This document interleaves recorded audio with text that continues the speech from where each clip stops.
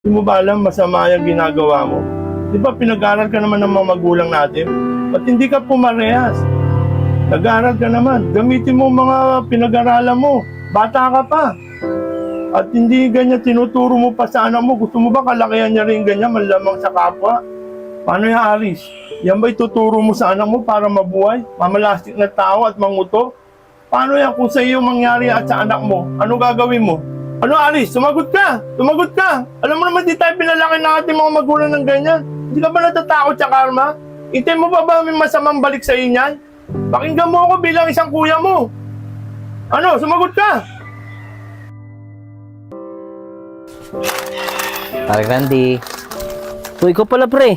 Ano pre? May kailangan ka ba pre? Mangungutang ka uli. May sardinas ako dito pre. Baka pre, hindi pa kayo kumakain.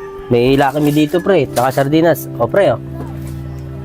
Ano pre o? Pwede mo na pre. Ako hindi pre, salamat. Ang totoo niyan pre, kaya napunta ako rito. Babayaran ko lahat ng mga utang ko. Bakit pre? Nagpadala na ba yung asawa mo? Hindi pa pre. Ang totoo niyan pre, may pera naman talaga ako para pambayad sa'yo. Tsaka pre, totoo niyan.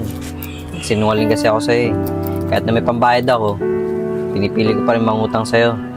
Dahil naabuso ko yung kabaitan